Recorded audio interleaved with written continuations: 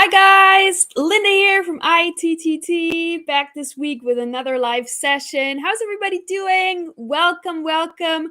Today's topic is all about the EFL interview, the teaching job interview. So top tips, we're going to cover top tips to nail your TEFL interview, your teaching job interview today. So last week we talked about some questions that you should be asking in the interview process to your future potential employer, to the school. And then I gave some short, brief tips for your interview in the beginning of that live session last week's. And I asked you guys if you would like to have a full live session webinar about the interview more in depth, and you guys said yes. So that's what we're going to do today. We're going to talk all about the EFL interview. And if you're listening to this as a podcast episode, thank you so much for your download. And I really appreciate you. And as always, we do have a 30% off link as well. So this first, 30% off any TEFL or TESOL course from ITTT. In many countries around the world, a TEFL or a TESOL certificate is required to teach English abroad online. And even when it's not required officially, a lot of employers, they still only hire teachers with a TEFL or a TESOL, or you get a higher salary if you're TEFL or TESOL certified. So it's definitely good to have, and it will teach you everything you need to know for teaching English. So if you're, a native English speaker, you think you know English well, but you might not actually be able to teach it. So a TEFL or TESOL certificate is teaching you all of that, okay? So 30% off. You can scan this QR code right here, or I also have a discount code for you guys in the comment section. It looks like this, FB Live minus Linda. It is also in the podcast description. You can find it there as well if you're listening to this as a podcast episode. So there you go. Copy paste this link or scan this QR code, and then you see the application page and it will say, congratulations, you get 30% off, something like that. And it's right there. I also want to know, guys, where are you watching from today? Where are you at right now? I'm always very curious. I am in South Korea. It is 10:30 a.m. on a Friday morning. And how about you guys? Where are you watching from? What time is it there? How are you doing? Let me know. I'm doing wonderful today. It's a great day out, and I just got back from a short trip to visit my friend in a different city, which was amazing. And this weekend we're hitting the beach, so the summer is great in South Korea. Let me know what you guys are up to. I'm always very curious. And then we can also do a quick introduction. If you're watching this for the first time and you have no idea what's going on, you have no idea who I am, what are we doing here, let's just talk about that real quick. And I'm going to make myself smaller. So my name is Linda. I'm here for ITTT, which stands for International TEFL and TESOL Training. And I am a language teacher. I'm also a travel writer. I'm a content creator. I'm a marketing professional. I'm many different things. And if you're interested particularly in teaching English in Asia, going to South Korea, I also lived in China. If you're interested in kind of that part of the world, check out lindagoeseast.com. That's my own personal website, and you'll find a lot of useful information there. Am I frozen? Am I frozen? Okay, I think I'm back. Anyway, I was frozen here for a second. If you're interested in moving to Asia, particularly China or Korea or any other part in Asia, go and check out Linda Goes East, lindagoeseast.com. You'll find a lot of useful information over there. And also on my Instagram at Linda Goes East. I share a lot of content over there. Is the connection okay? Let me know in the comments if I'm breaking up, if I'm frozen. Let me know. I see maybe the connection is not that great. Trying to see if I can close some other things to make it better, but it's pretty, I don't know, I can't really close much else. But anyway, let me know in the comments. Also, let me know, where are you watching from right now? Let me know. I'm still waiting for you guys' answer. I'm originally from Germany / the US. My mom is German. My dad's from America. And like I said, I'm based in South Korea. I've been here for 8 years now. And before that, I was in China teaching English. And now I've been also teaching English in South Korea, doing freelance work, lots of other projects, teaching students, teaching business English, teaching kindergarteners, all of that stuff, teaching university students, everything. So that's why I'm here, to be able to kind of offer you guys my experience, my input. And I'm also a TEFL and TESOL marketing professional for ITTT, which is why I'm here doing this live session for you. And like I said, ITTT stands for International TEFL and TESOL Training. And you can find us. Our website is teflcourse.net. And we are a leading TEFL and TESOL course provider worldwide. We have a variety of different courses, online courses, in-class courses, combined courses of varying different training hours. So everything, there's something for everybody, right? Whether you're a total beginner, completely new to teaching in TEFL in that whole world, we have a course. But also we have a course for people who are already teachers and kind of want just a refresher course, or just something. They might be a teacher back home, but they are not certified to teach English abroad. So we also do that. Okay. Also specialized courses for business English, for teaching children, for teaching online, all of the good stuff. We also do that. So there we go. Emilio says, hi, Linda, 3:34 a.m. here in Barcelona. Ain't no rest for the wicked. Oh my gosh. Hi, Emilio. How are you doing? How are you doing? I hope you get your morning coffee in. Or are you getting up, or you're still up? I wonder. Are you up? You just got up, or you're still up from like yesterday? Let me know how that works. But anyway, we got Emilio and we got a couple other people. Just let me know where you're watching from, and then we can talk about today's topic. Like I said, we're talking all about the EFL interview and top tips to nail your TEFL, TESOL English teaching job interview. Okay, so that's what's going to happen today. Also, as always, don't forget to like and subscribe. Okay, don't forget to like and subscribe. Like our Facebook page, subscribe to our YouTube channel. We share lots of useful content on our YouTube, on our Facebook page. If you're new, you find job offers on there as well. You're also going to find teaching materials that you can use and print out in your classroom if you're already teaching. Of course, lots of TEFL course information and lots of other good stuff. So check it out if you haven't checked it out yet.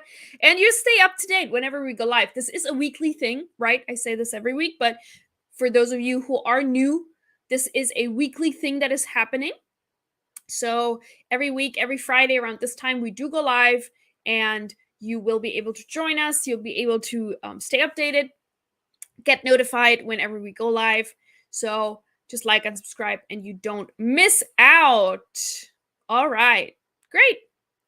And then we're jumping right in. So this is what we're going to talk about today. If you're looking at our today's aim, what I want you guys to take away from today's session basically are certain considerations you should think about before the interview, before the scheduled interview starts, and then some top tips for during the EFL interview. And then 3, what happens after the interview? What can you expect? What happens after? So those 3: before, during, and after. So we're going to look at all of these things. And again, let me know in the comment section, for those who just joined, where are you watching from right now? I'm very curious. My name is Linda, and I'm based in South Korea. It is 10:30. Now it's 10:40 a.m. Friday morning. How about you? Where are you watching from today? Let me know in the comments. And as always, throughout the entire live session, you're welcome to leave comments and ask questions in the comment section. There'll also be a Q&A part at the end, so you get to ask questions. And yeah, that's usually how it works. All right, awesome. Keep your comments coming, and then we're going to jump right in. So before the interview, some considerations, what to think about, what to do before the interview starts. So these are some tips.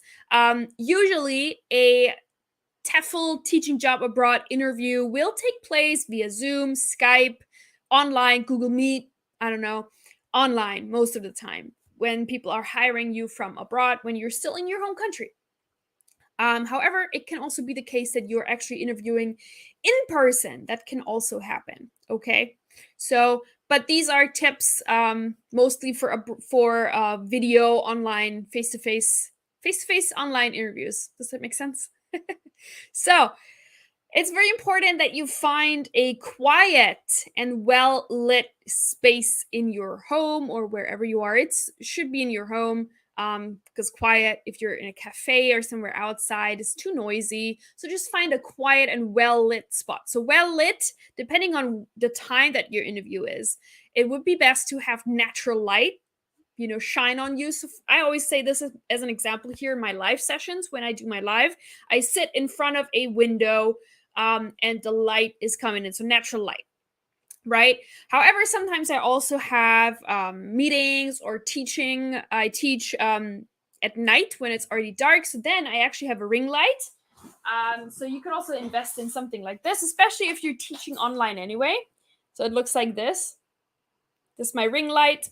This is like relatively cheap on Amazon, $20. You can get something like this, and then you just put this up, and the light will shine on your face. Very useful. Or you could just prop up, I don't know, a lamp. If you have a desk lamp, you can kind of put that in your face if it's already dark. Something like that. So there you go. Quiet and well lit spot in your home, wherever you're interviewing. All right. And then it's always recommended to just test your Skype connection or your Zoom connection beforehand, right? Even a day before or just a couple hours before. Also, make sure your earphones work and your microphone works before you start. Sometimes, it wants to do like stupid updates. They come in the most inconvenient times. There's a new Zoom version or a new this version, or your Windows needs an update. Just make sure you are prepared. No updates need to be done when you have an interview. Very important. And then just make sure that you are online, maybe about 15 minutes before the interview starts, just in case there's anything that pops up that you need to take care of, like an update or whatever it is. Some things can always happen. So just be sure to be on time, be early, and then it's good. Also, make sure you dress to impress. So you should wear something that you would normally wear to an actual interview, right? To an actual interview, wear something like nice, like an in-person interview, same kind of clothes. And also, I know we're kind of used to now, a lot of us work online or work on Zoom, so we kind of only wear something nice in the upper half of our body, but lower half of our body we just maybe wear pajama pants. Don't do that. If during an interview you need to get up or get something and then they see your, I don't know, pink flowery pajama pants, not so great. Might actually be a funny moment in your interview. Could be charismatic, right? Could be cute, but most likely not so cute, not so professional. So just make sure you're dressed to impress from head to toe. Okay, head to toe. Also, nonverbal communication is very important. That just means like eye contact. Try to look at the camera. Try to smile. Use your hands and gestures. That's very nice always. Non-verbal communication. And then remember that you also must communicate well, right? Especially when you're applying for a position as an English teacher, you want to use proper grammar, nice pronunciation. That's what they're also really paying close attention to, how you speak English, how your English is, if you have a heavy accent, or obviously if you have bad grammar or whatever it is. That just make sure that you are using, that you're speaking well, so that your potential students will understand you, right? So it's always good to turn on your teacher voice, basically. Turn on your teacher voice. And then also, what I always also have as an extra tip, have some water near you, a glass of water, whatever you like to drink. just in case, you get something in your throat, you have a sore throat or like a dry throat and you're coughing, just make sure you can take a sip of water here and there if you need it. It really helps because you're going to be talking a lot and you don't want to like get up. So just be prepared for that. And then there's a couple of other things that we're going to cover now in this section. But these are the most important things to just prepare before your interview and have ready and just keep in mind. And this is something we also covered already last week. So there's just a quick review here. And now we're going to jump into all the new things. And I actually have 7 tips, I think, 7 top tips for you guys for your teaching interview. And let me have a look at the comments. So Emilio says, my shift started at 10 p.m. and is until 10 a.m. I have 12-hour shifts when covering the ER. I've been waiting for this live stream since it was published on YouTube. Awesome topic. Oh, thank you so much, Emilio. I appreciate it. I hope everything's quiet for you then this morning, this night shift. So I appreciate you being here. And Amitava, hi Amitava. Good morning. How are you today? I'm great. How about you? How are you doing, Amitava? Let me know. That's also something I think Amitava mentioned last time because I asked if somebody wanted a full in-depth webinar live session about the interview, and Amitava said yes, please. So that's what we're doing today. All right, that's what we're doing today, Amitava, and for everybody else. Great. Okay, so this is before the interview, and let's jump in. If my computer is willing. Here we go. Okay. So let's talk about the 7 tips. 7 tips. Oh, there's a pop-up. See, that's why you need to be prepared. There's a pop-up on this computer. Okay, but we got it. 7 top tips to nail your EFL job interview. And just keep in mind that most interviews are online. They take place over Skype, Zoom, Google Meet, whatever. Sometimes you may have to interview in person. So let's just keep that in mind. But first things first. So it's always very important. This is also kind of before the interview, right? But something that you should use then in your interview. So research the school in general, research the school so you know kind of what city it is in, what part of the city it is in maybe, and so you can kind of get a feel of how big the school is, right? From looking if they have a website, even better, right? A lot of schools have their own website. So investigate a little bit so that you know what company you're dealing with, right? Investigate also, very important, the school's specialty areas, right? Specialty areas. So this could be like, what kind of students go to the school? So is it mostly for children, or is it for business English professionals, or is it for exam preparation, or what is it exactly? So that you just know. Because then, from what you've learned on doing your research on this school, you need to draw connections. Draw connections between your past experiences, so your past teaching or tutoring, or if you did summer camp work or whatever it is that you did, and draw connections between that and how these experiences and what you've learned in the past can benefit your prospective students. So the students that go to that school, right?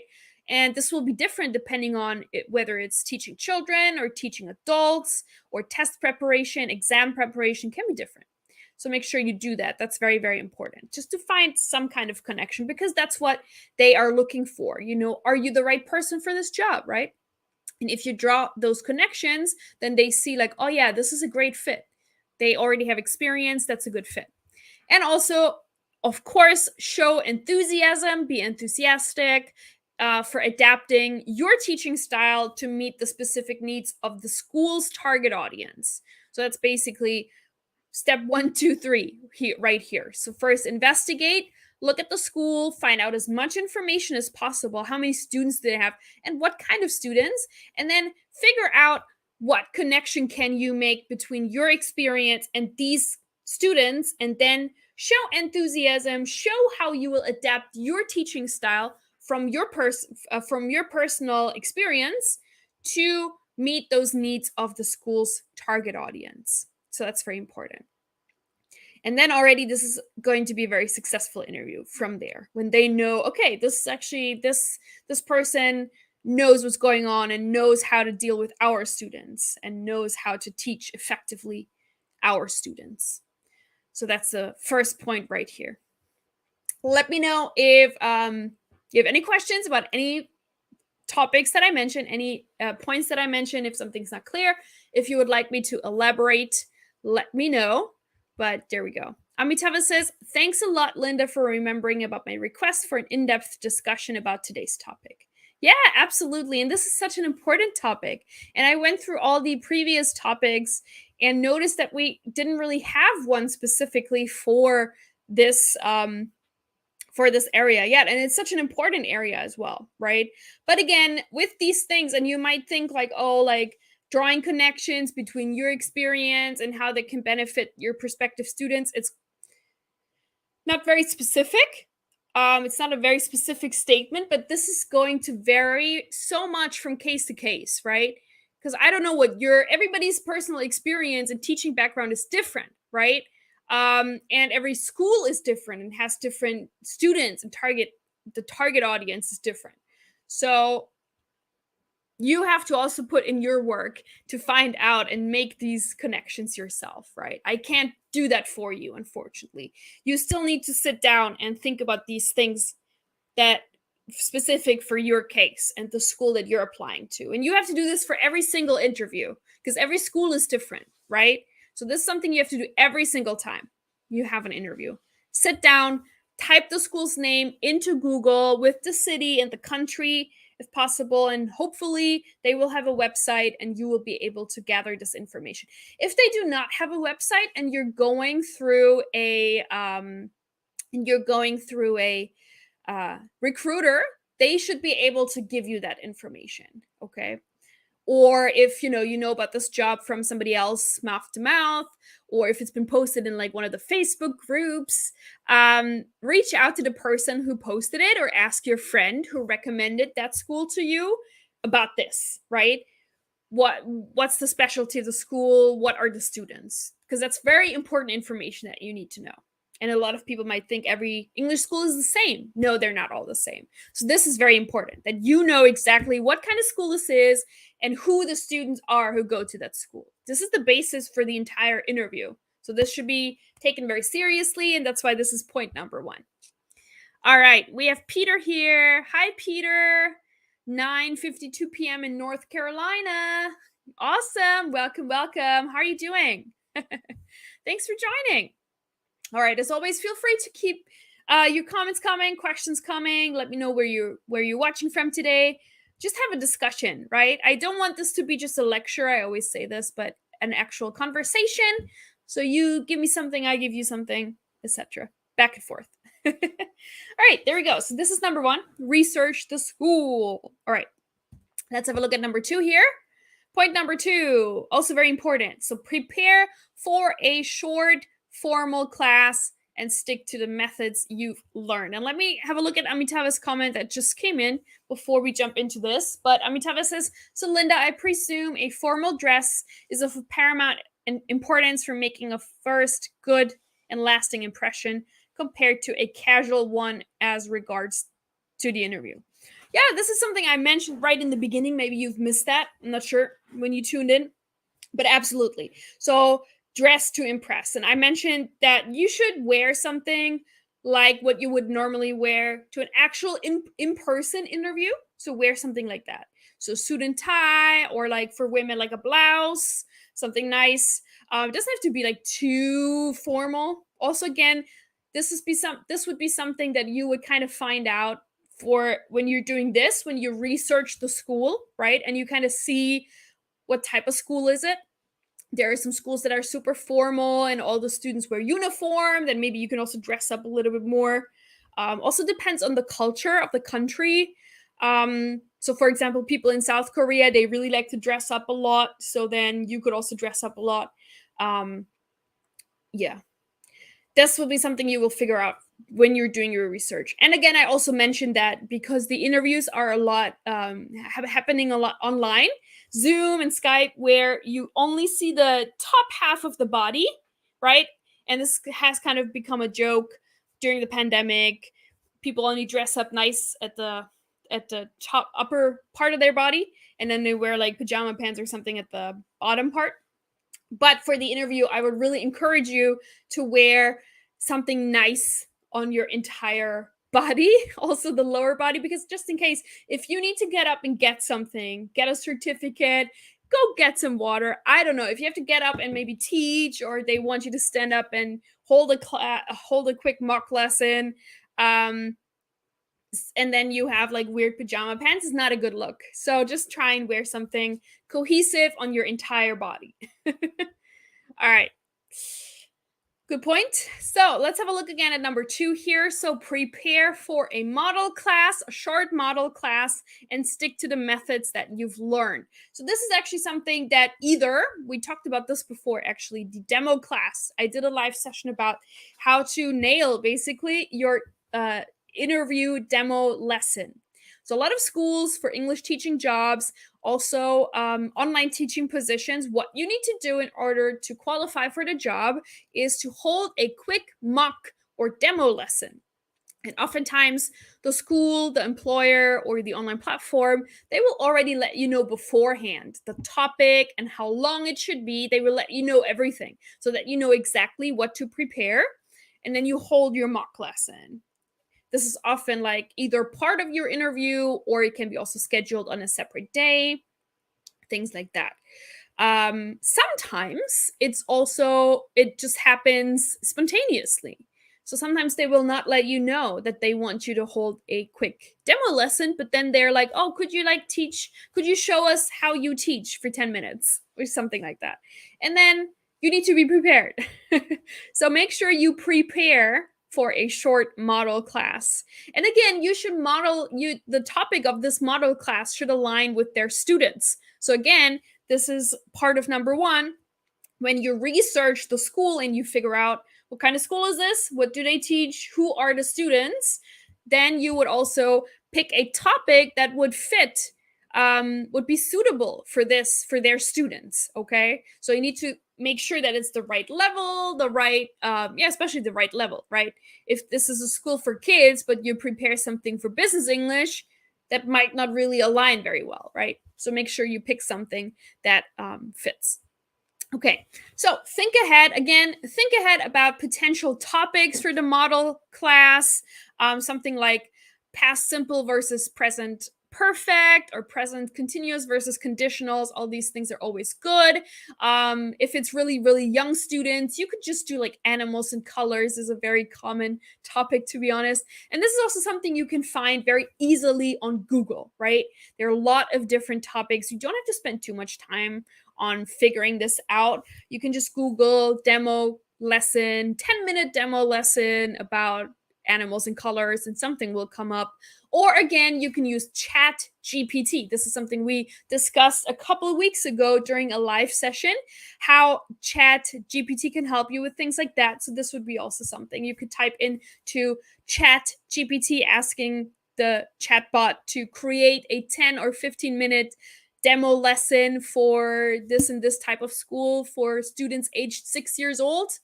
And they will come out with and then you could put in following the ESA methodology, which is point number 2 here, and they will spit out a perfect demo lesson. Might have to tweak and modify, right? But it's a good starting point, and it will save you time. So then, you would think about a topic that's suitable, and then you would plan out a well-structured class. You have learned this in your TEFL course. You know exactly what to do. You follow the ESA methodology. You took the course. You know exactly what that means and how it works. Again, it stands for Engage, Study, Activate. This is the teaching methodology that we follow in our TEFL TESOL course at ITTT, and it works really, really well. So you can use that, and then easy peasy, you have a quick demo lesson here. And it's very important that you incorporate, of course, key TEFL techniques, key techniques like elicitation, modeling, maybe drilling, and also CCQs, so concept checking questions. We're going to talk about those in a second too, during your demonstration, because that's what they're looking for, right? Do you know how to teach? And if you put in all of these cute little techniques here and there, it's going to make a really, really good impression. So that is point number 2. And Debbie here says, dress formally in case you suddenly have to stand up. Exactly. That's what I was trying to say. Maybe I couldn't get the right words here, but yes, that's what I was saying. So dress formally from head to toe in case you have to stand up, right? So that you're not wearing crazy pajama pants or boxer shorts, God forbid. And your future employer is like, what is going on? No thanks. So, good point, Debbie. All right, this is number 2. Be prepared to hold a short model class, mock lesson. Even if they didn't tell you that beforehand, a lot of people are like, oh, hey, you know what? Can you just give us a quick teaching demo? And you need to be prepared for that. If they don't ask for it, good. It's better than being prepared and not having to use it than having to do it and not being prepared, right? Very important. Okay. Awesome. If there are no more questions or comments or anything for this point, we can move on to tip number 3. Let me have some water.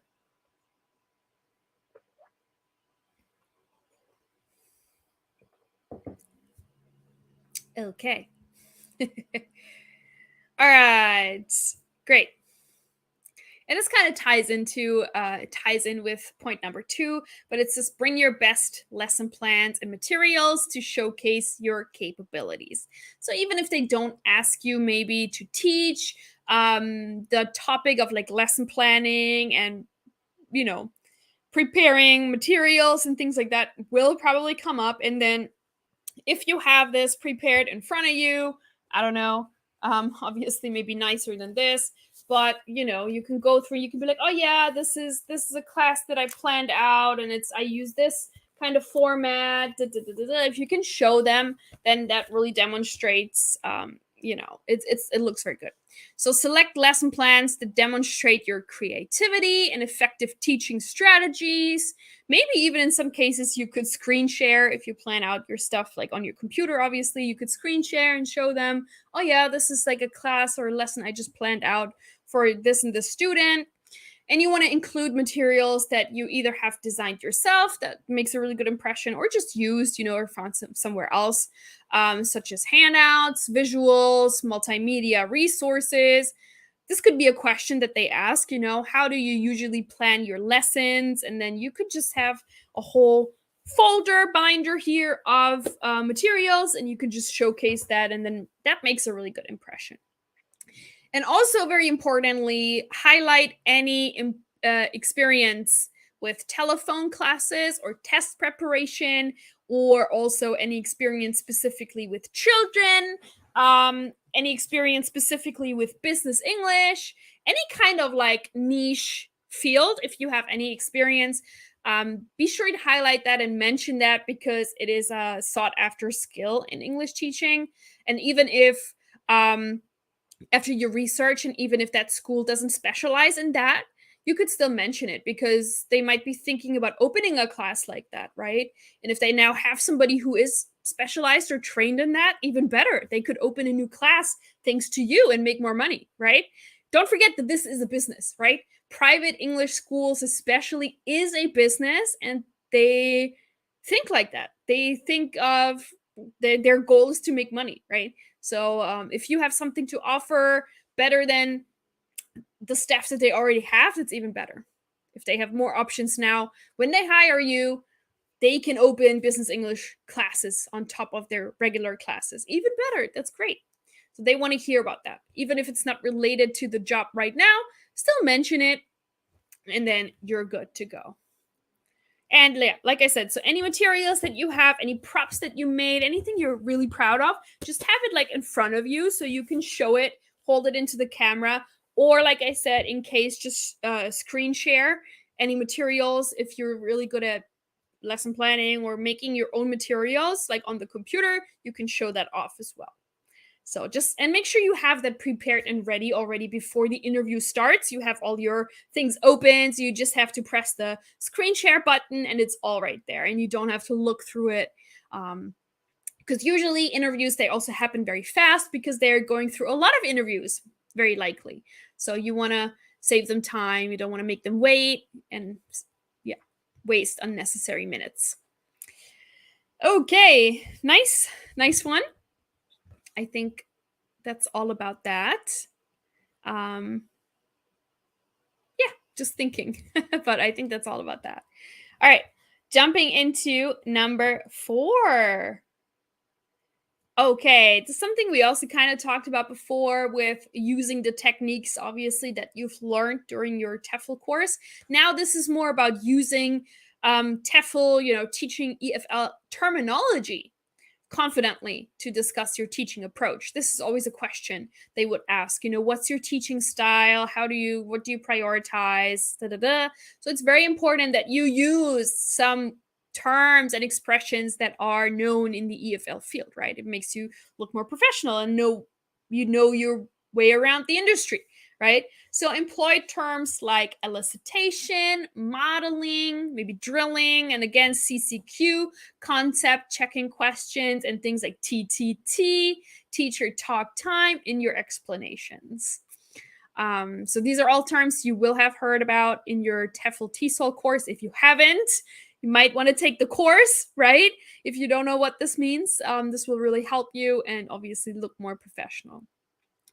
And then maybe also, I forgot to mention this, but in number 3, maybe also, if you have it, have the TEFL TESOL certificate, the actual certificate in front of you, so that you can also hold that up. That also looks really good, right? Oh yeah, I have this TEFL course from this and this company, from ITTT, and they've been around since the 1990s, a very reputable company. They most likely have heard about ITTT anyway in this industry, but you can show that, and then also, and then I've learned this and this and this, and I made this lesson plan and these materials from what I've learned during my TEFL course. So that's really good.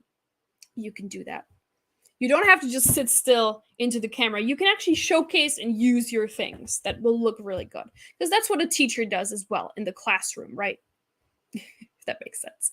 All right, back to the terminology, and relate the usage of specific techniques to different student proficiency levels, right? So they're going to ask you about, what's your preferred teaching style, what teaching techniques do you use, and what do you like? And then keep in mind the target audience and the students from our point number 1 from the research. Keep that in mind, and then say, keep that in mind, and then make your answer fit for that. So for example, if the school, if they teach like young children, you want to use things like, CCQ, concept checking questions. This is what I really like to use. Or I do a lot of drilling with my younger students because they really enjoy that. Drilling also with music. I like to use little songs and then drill new vocabulary and words and also movements together, things like that. Whereas you wouldn't really do that with maybe business English people, right? For business English, you might want to say that you want to reduce teacher talk time as much as possible because you want the business professionals to get confident in speaking in English by themselves. So you do a lot of group work, maybe debate, you discuss different topics, and you try to keep TTT, teacher talk time, to a minimum, things like that. So this would be adjusting the techniques to different age groups, different student proficiency levels. But again, this is all stuff that you learn during your TEFL TESOL course. You should all be aware of those things. And this is kind of point number 3. So show how you implement these concepts to promote student engagement and comprehension. And this would be different from the age group, what I just talked about. With the business professionals, you want to have maybe less TTT.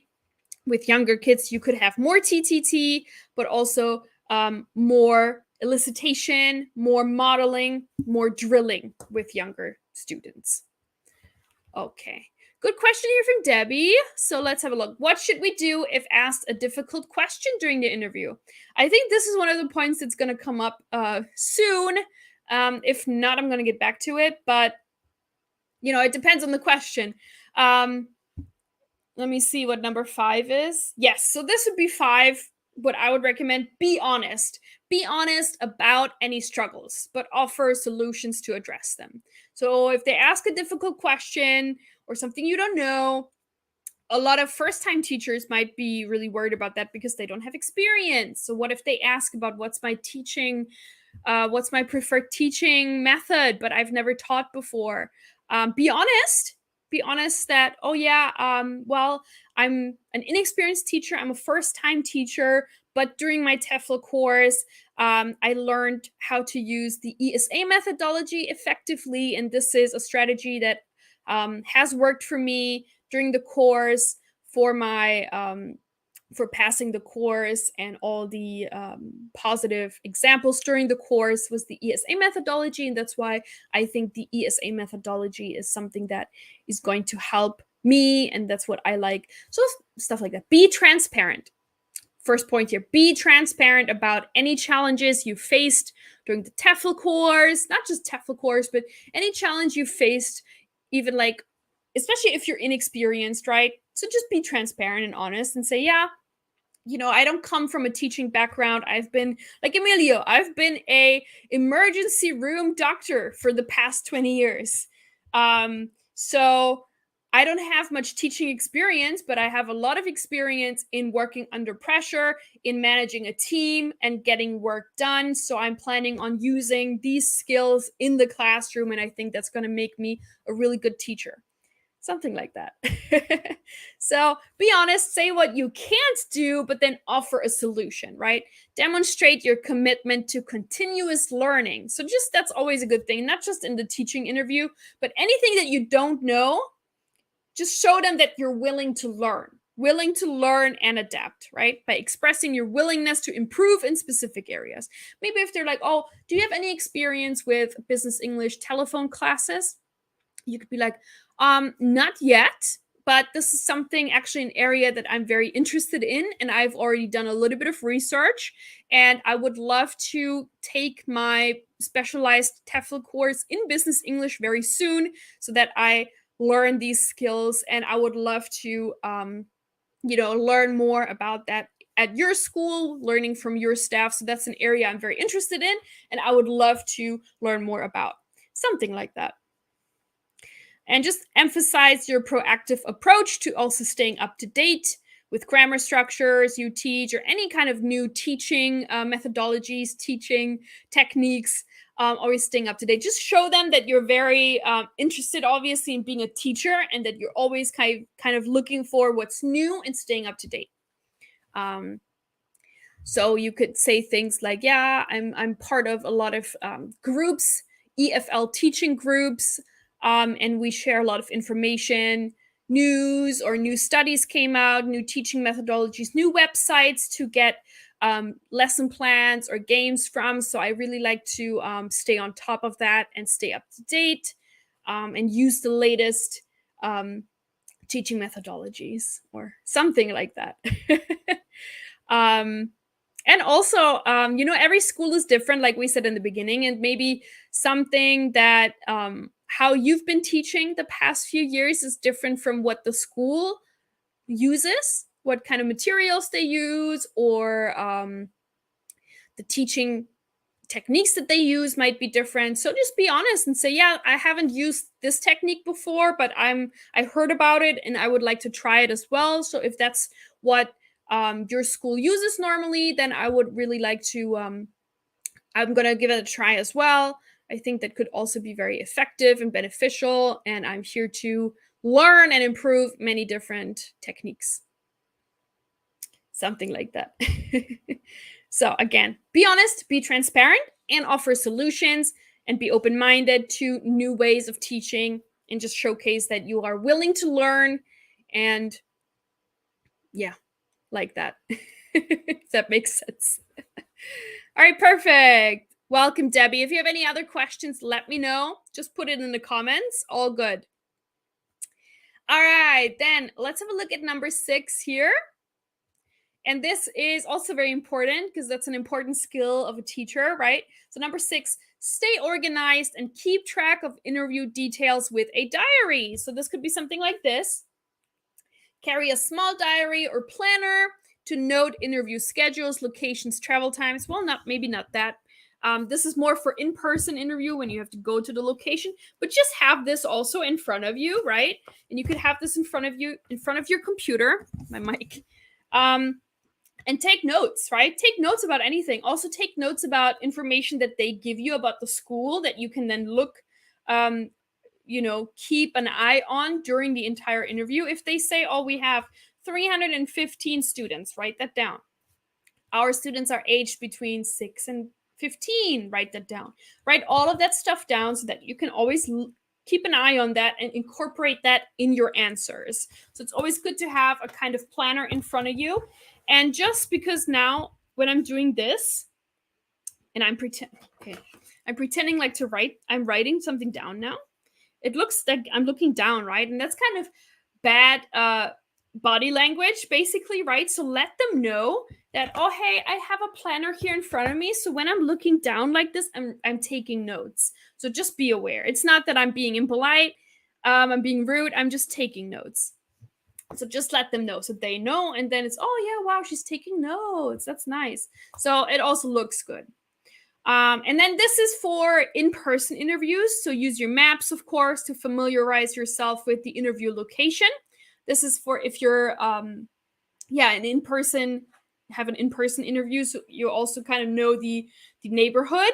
But you can also do this if this is an online interview and you've researched the school beforehand. You can look up kind of what part of town it is in, look up kind of the neighborhood, and they can be really impressed by that, right?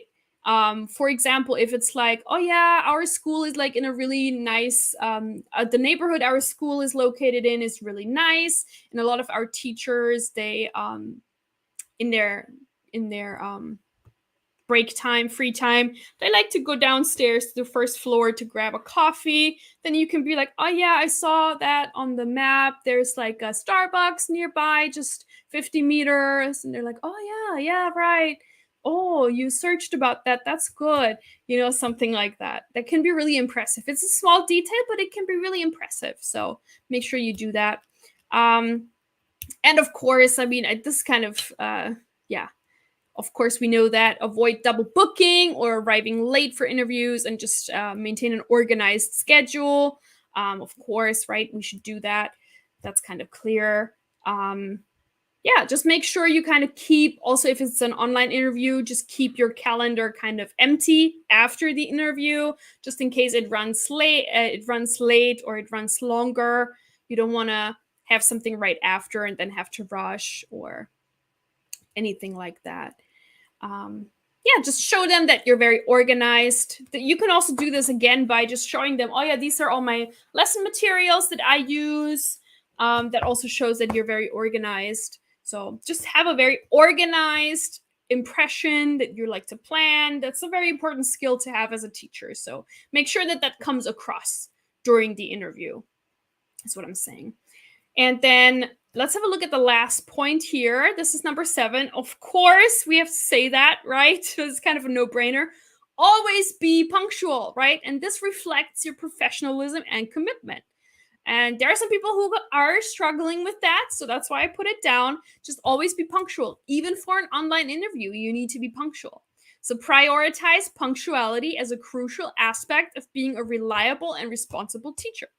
Because if anything, in teaching, time is money. If you arrive late to your lesson, it's going to look very bad. The school might be losing money. Parents are going to get angry. So the last thing that you want to do is be late for your interview. That could be already over before it even starts. So arrive early for the interview.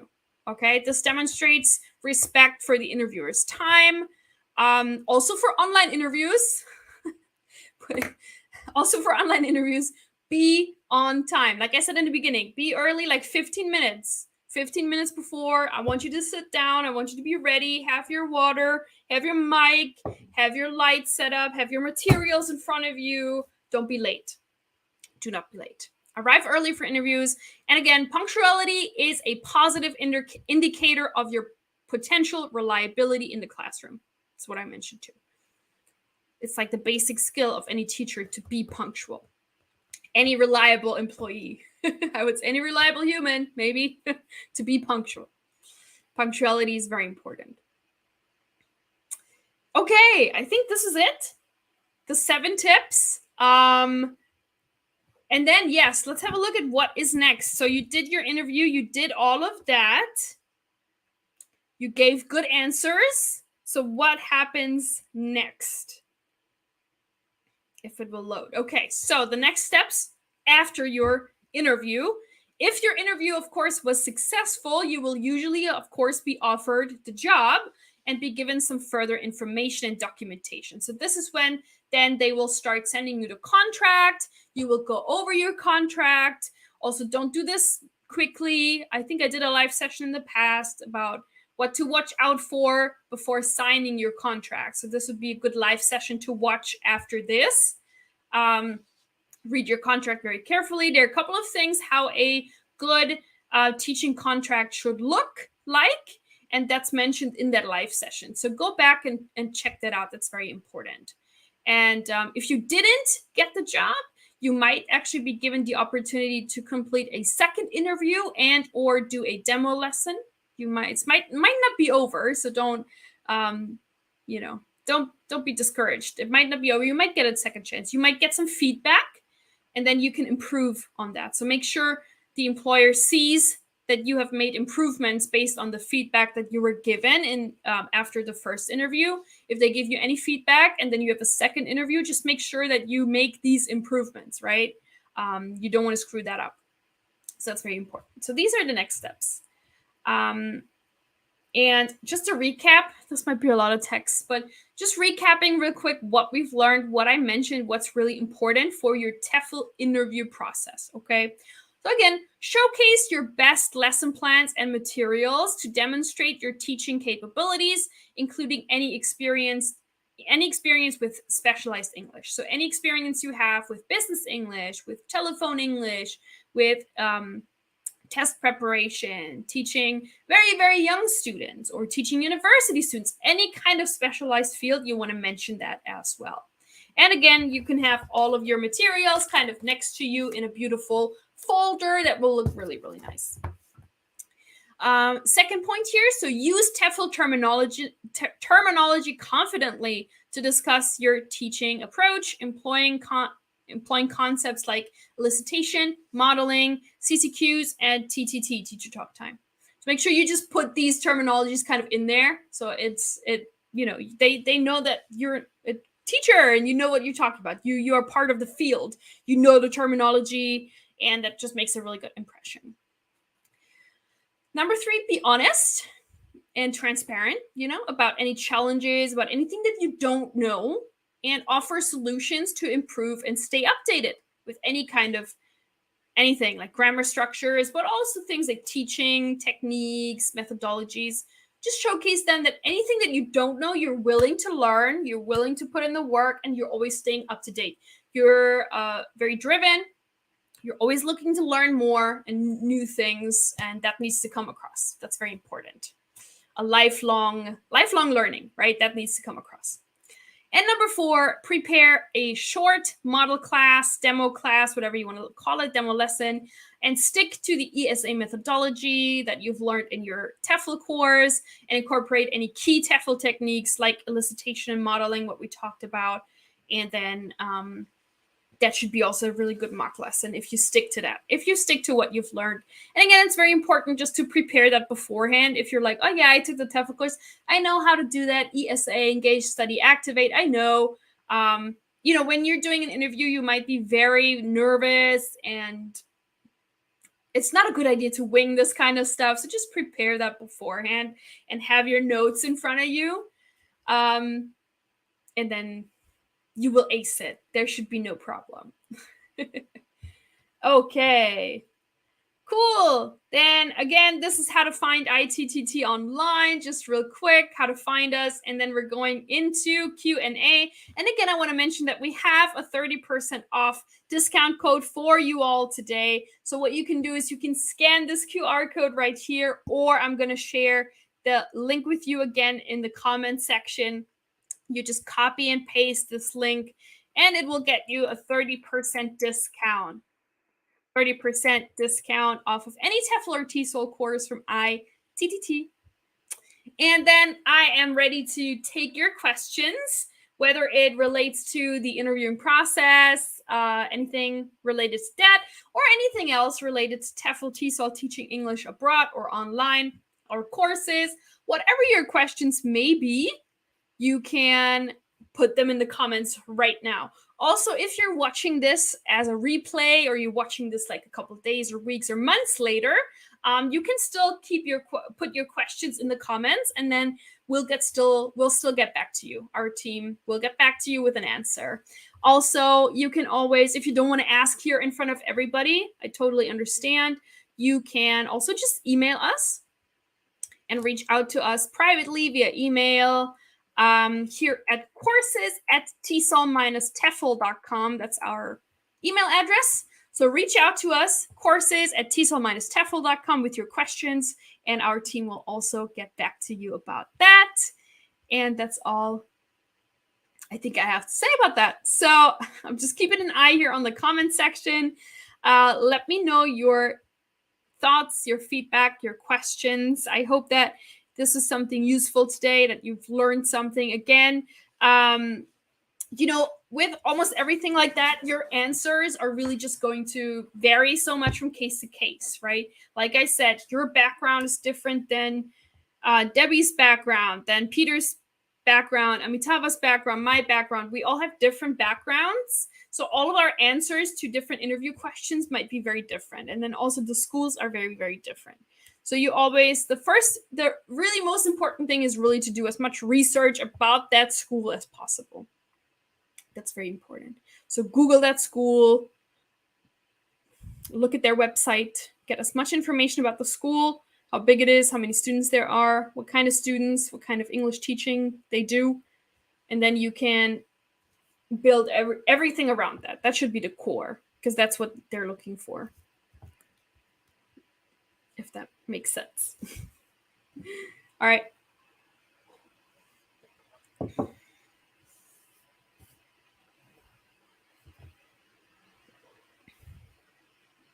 All right, good question here from Debbie. Debbie says, when I prepare a demo lesson, do I just teach a lesson, or do you think it's a good idea to show I know some of the students' struggles while learning and mention in front of the interviewers?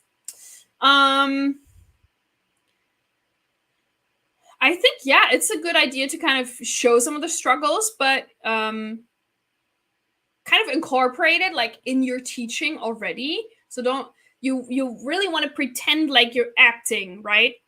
So that it flows, the demo lesson. And I actually did a live session about the demo lesson before, so you can also find that in our playlist. Do check it out. Just type in like demo lesson, EFL demo lesson or something like that, and you find it there. But just, if it's really, really young students, you can just do like a little bit of drilling, right? Repeat the words. So that kind of is a struggle. Or you could be like, look at my mouth for the pronunciation struggles, like that. But just stay like in your role. Don't just break it and say, oh, because a lot of students struggle with this, I would teach like that. Don't break that wall, if that makes sense. Stay in your role while teaching, while doing the demo lesson, and you can give any explanations about it after as well, right? Any explanations. But during the demo lesson, just kind of play the role of the teacher and don't break that. Don't go out of your role, if that makes any sense. So you can mention anything like that afterwards. That's a good point. But yeah, check out that previous live session about the demo lesson. It's really helpful, and I recommend anybody check it out. Because I think this is more and more, a lot of schools are doing that with the demo lesson. And like I said, a lot of times they will let you know beforehand. A lot of times this could be like stage 1. So they first let you do a demo lesson. Sometimes you also just have to record it. So they give you a topic, how long it should be, and then you should record the demo lesson, and then you send it in. and only if they really like it, they actually invite you to an interview. That can happen as well. Or they will interview you, and then if everything in the interview looks good, then they will be like, okay, we would like to see a demo lesson right now, maybe. Then you have to have something already prepared. Or they're like, okay, but we'd like to have a demo lesson. When are you available? So it would be on a different day. It really depends on the school. But this is something that you can also ask your recruiter, you know. Also, some of the recruiters, they will actually have like a file on you. They will have a file on you in their like portfolio, I guess. And they will already ask you, can you make a demo video? And then he's going to send the demo video out to different schools. And then they might invite you to an interview. So all different kinds of ways that this could happen, but it's very common to have a demo class. So you really want to be prepared. And it can be very daunting, right? And it can be really strange because you have to kind of act and be in this role and pretend like your future employer is like your student, could be a little child. So it's a little bit awkward for sure, but they also know it's awkward. So yeah, it's just something you kind of have to go through, even though it's a bit awkward. Also, a lot of online teaching platforms, they want that. They will have like a Skype or Zoom interview with you before you will be added to the platform, and they want you to teach and hold a demo lesson as well. That can also happen.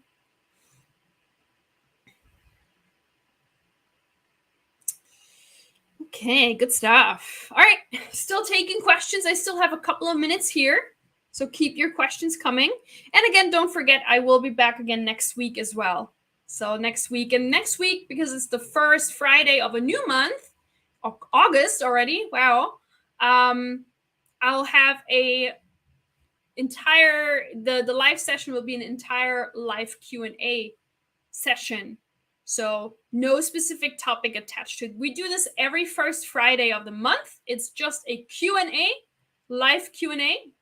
So you can ask me your questions, just like what we do right now, but we're going to do this for longer. And I also have some slides with some of the most common questions asked.